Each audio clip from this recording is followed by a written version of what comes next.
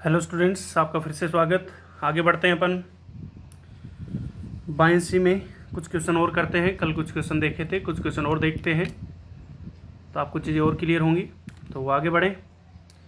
तो आगे में दिया गया है कि एक स्प्रिंग है जिसे वाटर के अंदर लटका दिया गया है, लिक्विड यानी वाटर भरा गया है कंटेनर के अंदर, जिसकी रिलेटिव डेंसिटी है मोर देन 1 है। रिलेटिव डेंसिटी क्या है? मोर देन 1 है। समझ इससे रिलेटिव डेंसिटी कितनी है? मोर देन 1 है। मोर देन 1 क्यों? क्योंकि वाटर की कितनी होती है? 1 होती है।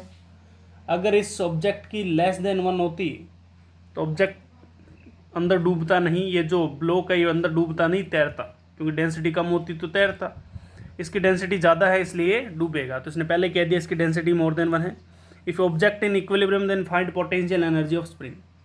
स्प्रिंग की पोटेंशियल एनर्जी बतानी है अगर ये ऑब्जेक्ट इक्विलिब्रियम में है तो। ठीक है, तो भैया इसका अगर एफबीडी बनाया जाए ब्लॉक का, तो ब्लॉक यहाँ पर है। ब्लॉक के ऊपर कौन कौन से फोर्स लगेंगे? एक तो स्प्रिंग की वजह से के एक्स ऊपर की तरफ, क्योंकि एक्सटेंशन हो रखा है, यानी ब्लॉक स्प्रिंग को नीचे खींच रहा है तो स्प्रिंग उससे ऊपर खींचेगी, तो के एक्स ऊपर, प्लस बाइंसी भी ऊपर की तरफ और एम जी नीचे की तरफ। तो के एक्स प्लस बाइंसी होता है V rho g, V inside rho liquid into g. V inside हमें इसके बारे में कुछ नहीं दे रखा है। इसकी डेंसिटी हमें दे रखी है मोर देन 1 है, उसको डेंसिटी ऑफ ऑब्जेक्ट कह देता हूँ मैं। तो K x plus m by rho naught, क्योंकि वॉल्यूम को लिखा जा सकता है मास अपॉन डेंसिटी, क्योंकि वॉल्यूम किसका? ऑब्जेक्ट का लेना है, तो मास भी ऑब्जेक्ट का, डेंसिटी भी ऑब्जेक्ट की। डेंसिटी ऑफ लिक्विड इंटू जी, ये तो हो गया बाइंसी इक्वल टू एम जी। यहाँ से सोल्व करके अपन एक्स की वैल्यू निकाल लेंगे। तो एक्स की वैल्यू कितनी निकल के आएगी भैया? देखो, एम जी इसको इधर ट्रांसफ़र किया और एम जी कॉमन ले लिया मैंने, तो एम जी कॉमन लेने के बाद बना 1 minus rho W upon rho note. ये हमारे पास क्या निकल के आ गया? एक्स की वैल्यू निकल के आ गई। ये हमारे पास एक्स की वैल्यू निकल कर आ गई। समझ आई इससे? अब potential energy in the spring क्या होती है? हाफ के एक्स स्क्वायर। यू क्या होता है? हाफ के एक्स स्क्वायर। एक्स की वैल्यू उठा के यहाँ पे ट्रांसफ़र करिए और पोटेंशियल एनर्जी की वैल्यू निकाल लीजिए। समझ आ रही है चीज़ें?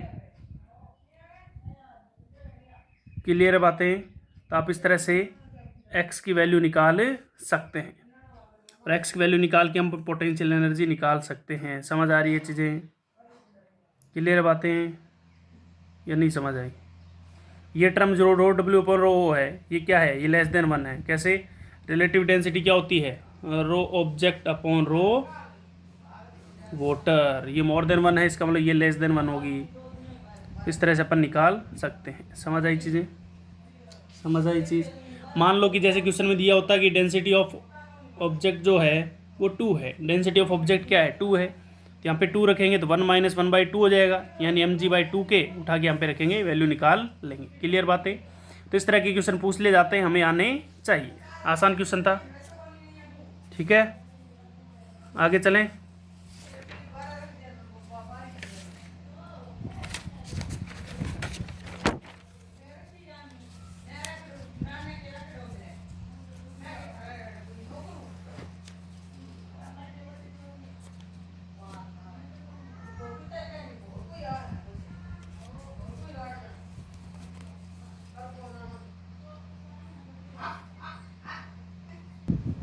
अगला क्वेश्चन देखते हैं।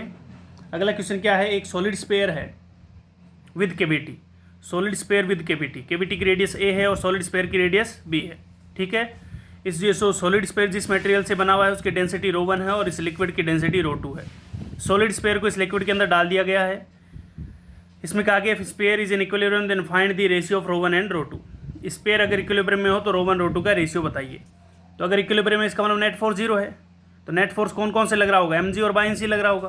तो नीचे की तरफ एम जी और ऊपर की तरफ बाइंसी, तो एम जी इक्वल टू बाइंसी लिख देंगे। समझ आ रही है? एम जी को कितना लिखेंगे? एम जी होता है डेंसिटी इंटू वॉल्यूम। वॉल्यूम किसका? ऑब्जेक्ट का, और डेंसिटी भी किसकी? ऑब्जेक्ट की। तो ऑब्जेक्ट की डेंसिटी कितनी? रो 1। वॉल्यूम कितना? हमें पता है ये इसमें कैविटी है, तो कैविटी है तो कैविटी का वॉल्यूम 4/3 पाई ए क्यूब और इस स्पेयर का वॉल्यूम 4/3 बी क्यूब। बट इस स्पेयर में से कैविटी काट दी गई है तो इसमें से इसके वॉल्यूम को माइनस कर देंगे, तो वॉल्यूम निकल के आ जाएगा 4/3 pi b cube minus a cube into जी। ये बन गया मास इंटू जी, एम जी बन गया। समझ आई चीज़ें या नहीं है? अरे भैया एम कैसे लिखेंगे, अंदर वाला जो कैविटी है वो भी एक सॉलिड है, स्पेयर है, तो उसका जो वॉल्यूम है वी वॉल्यूम ऑफ कैविटी कितना होगा 4/3 pi a cube, and volume of solid sphere 4/3 pi b cube. But solid sphere में से कैविटी काटी गई है तो नेट वॉल्यूम आ जाएगा वी एस माइनस वी सी, दोनों को क्या कर देंगे माइनस कर देंगे। समझ आ रही है, तो हमारे पास नेट वॉल्यूम निकल के आ गया। तो ये तो आया एम जी की टर्म्स। बायसी कैसे लिखते हैं, बायसी होता है डेंसिटी ऑफ लिक्विड जो कि ρ2 है into g into V inside या वी डिस्प्लेस्ड, यानी बायसी का फॉर्मूला होता है V in rho liquid into g होता है या V displaced rho liquid into g होता है। ऑब्जेक्ट ने कितना वॉल्यूम डिस्प्लेस किया, समझ आई चीजें, तो ऑब्जेक्ट ने कितना वॉल्यूम डिस्प्लेस किया है, ऑब्जेक्ट ने 4/3 पाई बी क्यूब डिस्प्लेस किया है। समझ आ रही है चीज़ें, क्योंकि उसने इतना वॉल्यूम कवर कर दिया होगा। समझ आ रही है, लिक्विड का इतना वॉल्यूम उसने साइड कर दिया, इसलिए वॉल्यूम का जो लिक्विड का जो वॉल्यूम डिस्प्लेस्ड होता है वो बायसी में लिखा जाता है। इसलिए यहाँ पे 4/3 पाई बी क्यूब। ये काफ़ी स्टार मार्क क्वेश्चन है, ध्यान रखें, very very important question. Student आके इसमें मार्क्स खाए जाते हैं। तो यहाँ से हमें ρ1 ρ2 की वैल्यू पूछी गई थी, तो 4/3 पाई से 4/3 कैंसिल आउट, जी से जी हो जाएगा, तो ρ1/√2 निकल के आ जाएगा b cube upon b cube minus a cube. समझ आई चीज़ें। आपसे ρ2/ρ1 भी पूछा जा सकता है, तो ρ2/ρ1 निकल के आएगा B cube minus a cube upon b cube. तो ρ2/ρ1 बी क्यूब से अलग अलग डिवाइड कर देंगे तो 1 माइनस बी का होल क्यूब। समझ आई चीज़ें, किसी भी फॉर्मेट में पूछा जा सकता है, आपको आना चाहिए। काफ़ी स्टार मार्क क्वेश्चन है, ध्यान रखें। बायसी के अंदर जो वॉल्यूम लिखा होता है वो वॉल्यूम डिस्प्लेस्ड होता है, यानी जो भी ऑब्जेक्ट उसके अंदर लिक्विड के अंदर डाला गया है उसने कितना वॉल्यूम डिस्प्लेस किया, तो उसने कितना वॉल्यूम डिस्प्लेस किया है 4/3 पाई बी क्यूब। समझ आई चीज़, क्लियर है बातें, बहुत बढ़िया। आगे चलते हैं, तो इस क्वेश्चन का ध्यान रखें। अगला क्वेश्चन ये है, अब की बार एक कंटेनर है, ये एक कंटेनर है जिसके अंदर 2 डेंसिटी के लिक्विड भरे गए हैं ρ1 एंड ρ2, 3 डेंसिटी के ρ1 ρ2 एंड ρ3। ठीक, एक ऊपर से सिलेंडर डाल दिया गया जिसका क्रॉस सेक्शन एरिया ए है। इस सिलेंडर का पहले वाले लिक्विड के अंदर हाइट h1 है, दूसरे वाले लिक्विड के अंदर हाइट h2 है, एंड थर्ड लिक्विड के अंदर हाइट h3 है। ठीक, आपसे क्वेश्चन पूछा गया find force exerted by each fluid on cylinder, find force exerted by each fluid on cylinder. जितने भी फ्लूइड है उनके द्वारा सिलेंडर पे लगाए गए फोर्स की वैल्यूज़ बताइए। ठीक है, तो कैसे निकालेंगे, पहला है बाय एयर। हमें पता है हवा भी इस पर फोर्स लगा रही होगी, एक तो हवा इधर से लगा रही होगी, इधर से जितना लगाएगी उतना इधर से भी लगेगा, तो ये तो कैंसिल आउट हो जाएगा। लेकिन ऊपर से लगेगा pressure into area, pressure into area. Pressure किसका, हवा का मतलब एटमॉस्फेयर का। तो फोर्स बाय एयर तो हो गया पी नॉट एरिया, और किधर की तरफ, नीचे की तरफ। फोर्स बाय ρ1 कितना फोर्स लगा रहा होगा, तो ρ1 तो ओनली इधर धक्का दे रहा होगा और इधर से भी धक्का दे रहा होगा, जो कि एक दूसरे को क्या कर रहे होंगे, कैंसिल आउट। तो फोर्स बाय ρ1 0। सेम कहानी ρ2 के साथ है, जितना इधर से धक्का लग रहा है उतना का उतना इधर से, तो फोर्स बाय ρ2 0 हो गया। फोर्स बाय ρ3 देखें, फोर्स बाय ρ3 भैया इधर से लग रहा होगा, प्रेशर इंटू एरिया। तो यहाँ पे प्रेशर लिख दो, तो यहाँ पे प्रेशर कैसे लिखेंगे, यहाँ पे प्रेशर है पी नॉट, तो यहाँ पे प्रेशर होगा P not plus ρ1 GH1 ρ2 GH2 plus ρ3 GH3। समझ आई चीज़ें, प्रेशर लिखना आता है आपको उस पॉइंट पे, किसी भी पॉइंट पे। तो यहाँ पे प्रेशर है पी नॉट, इस पॉइंट पे भी कितना होगा पी नॉट, इस पॉइंट पे होगा पी नॉट प्लस ρ1 GH1, इस पे होगा P not plus ρ1 GH1 plus ρ2 GH2, और इस पे आ जाएगा P not plus ρ1 GH1 ρ2 GH2 plus ρ3 GH3। ये प्रेशर आ गया इनटू एरिया, एरिया ए दे रखा है, तो फोर्स बाई ρ3 आ जाएगा। और किधर की तरफ, ये फोर्स किधर की तरफ लग रहा होगा, ऊपर की तरफ। समझ आ रही है, तो ये क्वेश्चन भी पूछा जा चुका है। उसमें पूछा गया था फोर्स बाई ρ2 बताइए, फोर्स बाई ρ2 बताइए। तो फोर्स बाई ρ2 कितना आ रहा है, 0 आ रहा है। ρ1 भी कितना आ रहा है, 0 आ रहा है। और ρ3 का हम निकाल चुके हैं। क्लियर है बातें, समझ आया होगा सही ढंग से, कोई बड़ी बात नहीं है। ठीक है, तो इस चीज़ का ध्यान रखें।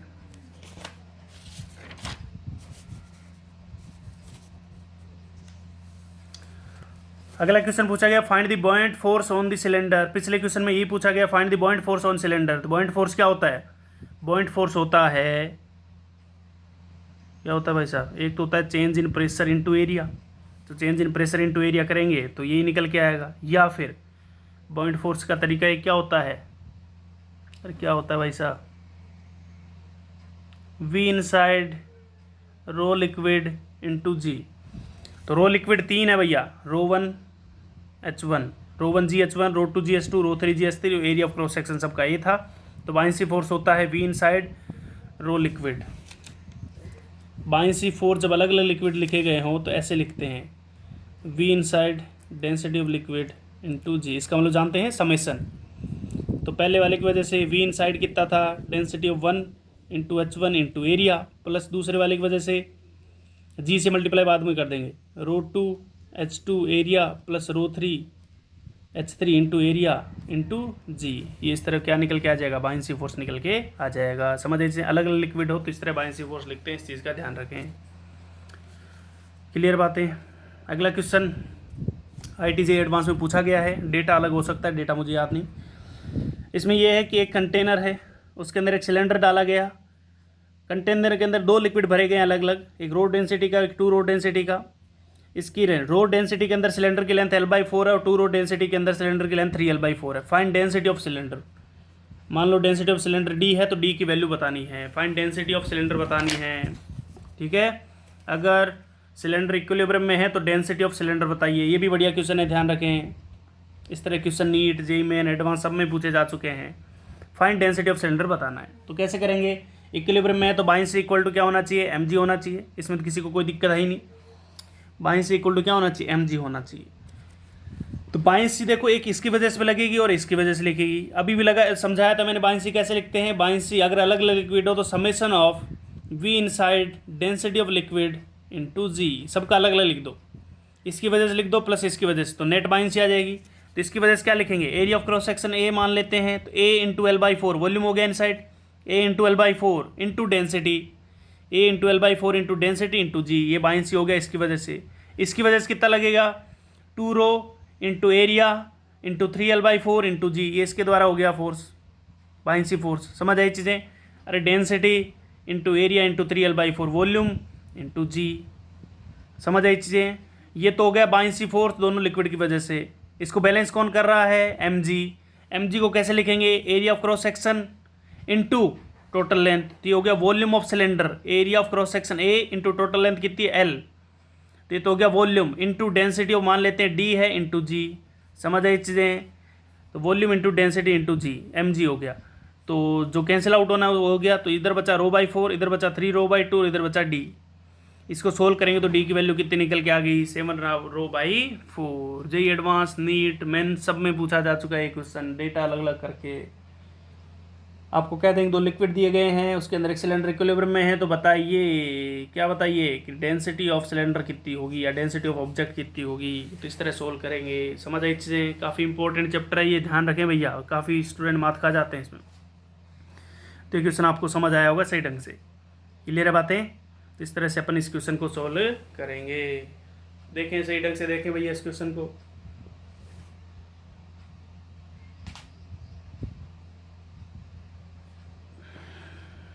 आगे बढ़े, आगे बढ़ते हैं।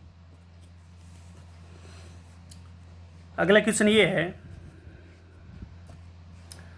अगला क्वेश्चन ये है कि एक सिलेंडर है जिसका कुछ पार्ट लिक्विड के अंदर है और कुछ पार्ट बाहर है। सिलेंडर की टोटल हाइट h है, लिक्विड के अंदर पार्ट L है, डेंसिटी ऑफ लिक्विड सिग्मा है and density of cylinder is rho. अब ये कह रहा है अगर इस सिलेंडर को थोड़ा दबा के छोड़ें, सिलेंडर को दबा के छोड़ें तो ये SHM कर रहा है, ये क्वेश्चन में कहा गया है। तो then find time period of SHM। तो इसका टाइम पीरियड निकाल के बताओ।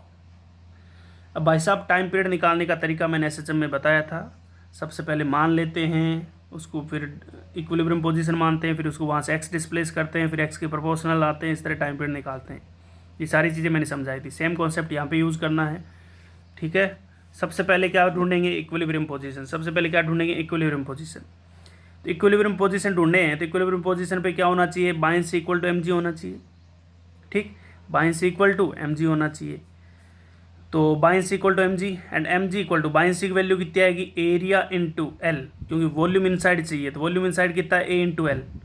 अरे total volume A into H है, लेकिन हमें बाइंसी में वॉल्यूम इनसाइड चाहिए, तो वॉल्यूम इनसाइड कितना होगा, A इंटू L इनसाइड। तो A into L density of liquid into जी, तो mg की वैल्यू निकल के आ गई इसके बराबर। कहीं यूज जरूरत पड़ेगी तो यूज़ करेंगे। आफ्टर डिस्प्लेसमेंट मैंने इसको यहाँ से x डिस्प्लेस कर दिया अंदर की तरफ, इस सिलेंडर को मैंने x डिस्प्लेस कर दिया अंदर की तरफ। जैसे ही x डिस्प्लेस करेंगे अंदर की तरफ तो हमें पता है L से बढ़ के ये लेंथ टोटल हो जाएगी L प्लस एक्स। अरे पहले L लेंथ थी, जैसे मैंने इसको अंदर धक्का दिया तो L प्लस एक्स हो जाएगी, क्योंकि हमें इक्विलिब्रियम पोजीशन से डिस्प्लेस करके देखना है कि x के प्रोपोर्शनल आता है कि नहीं। अगर x के प्रोपोर्शनल नहीं आया तो SHM नहीं करेगा, अगर आ गया तो SHM करेगा। तो L लेंथ है, जैसे और डुबाया तो L प्लस एक्स हो गई। तो mg माइनस नया buoyancy equal to mass into acceleration. अगर ये चीज़ समझ नहीं आ रही है तो आप SHM का जो टाइम पीरियड निकालने का तरीका समझाया था मैंने स्प्रिंग ब्लॉक सिस्टम का, उसको दोबारा जाके देखें। तो mg माइनस जैसे ही अपन ने x अंदर डुबाया तो वॉल्यूम चेंज हो गया, वॉल्यूम इनसाइड चेंज हो गया तो बायंसी भी चेंज हो गई। तो mg minus F B dash इसलिए लिखा है मैंने equal to mass into acceleration.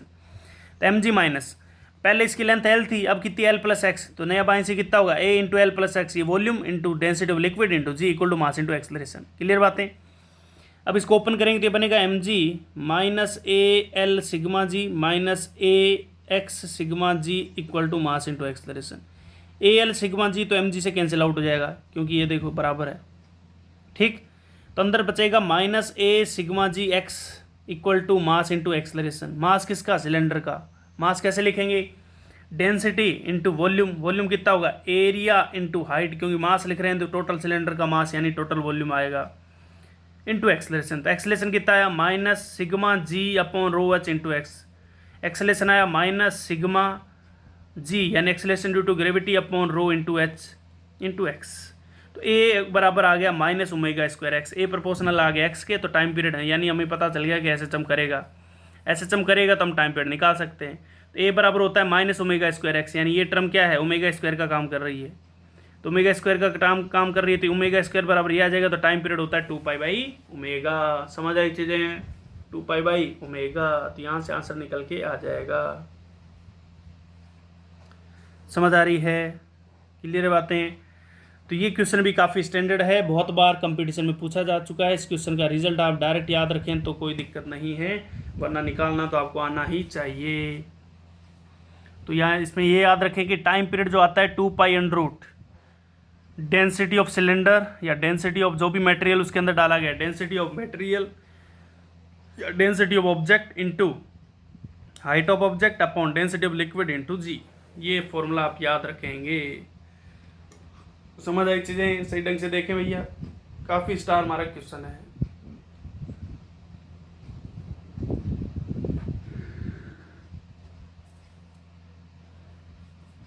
आगे चलें।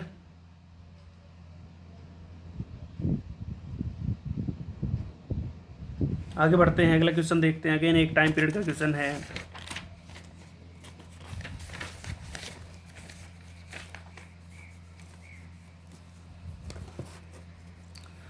अगला क्वेश्चन ये है कि एक सॉलिड स्फीयर है जिसकी रेडियस r है, मास m है, एक लिक्विड दिया जिसकी डेंसिटी रो है और उस सॉलिड स्फीयर को उस लिक्विड में डाल दिया गया है, ठीक है।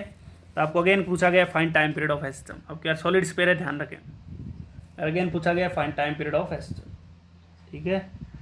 तो कैसे करेंगे, देखो भैया कैसे करेंगे।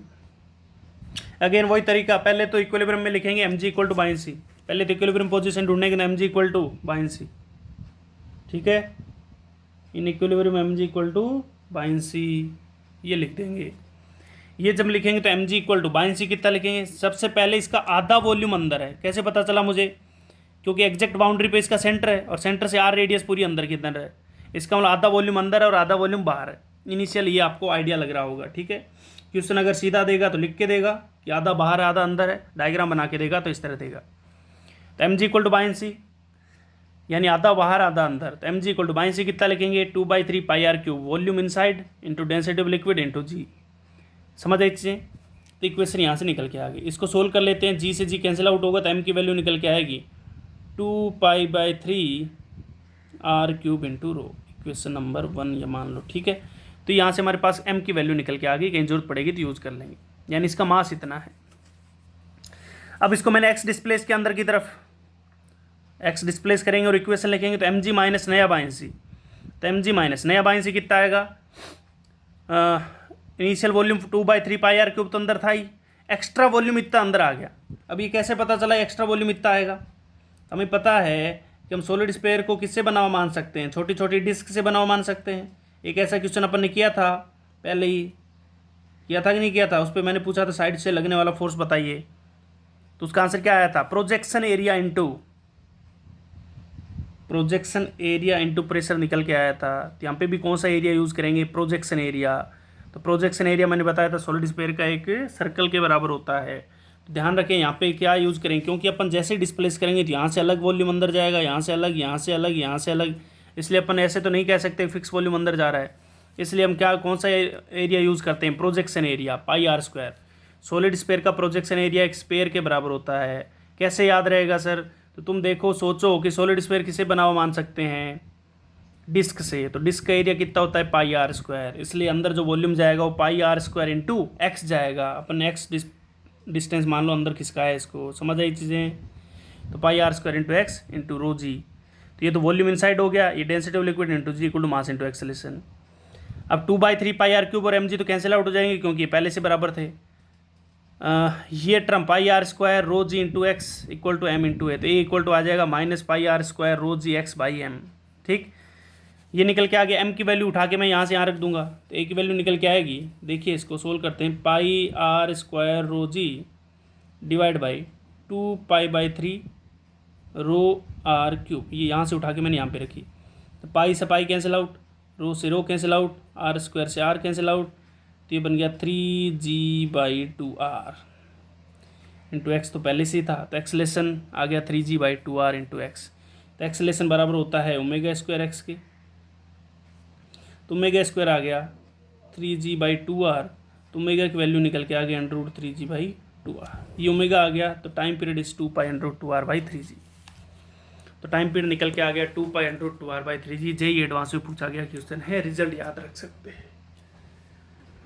समझ आई चीज़ें? जेई एडवांस के अंदर पूछा गया क्वेश्चन है। इसमें सबसे बड़ी बात क्या थी कि जब अपन इसको एक्स डिस्प्लेस करेंगे, जो वॉल्यूम इनसाइड है वो एक डिस्क के बराबर वॉल्यूम है।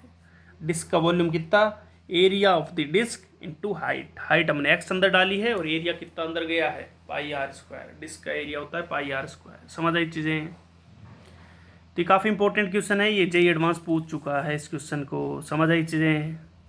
तो सही ढंग से देखें भैया इस क्वेश्चन को, काफ़ी इंपॉर्टेंट क्वेश्चन है। क्लियर बातें? ये आपको समझ आया होगा। इस तरह के एक आधे क्वेश्चन और पूछे जाते हैं, वो भी दिखाता हूँ। टाइम पीरियड का एक आधा क्वेश्चन और दिखाता हूँ तुम्हें कैसे पूछा जाता है।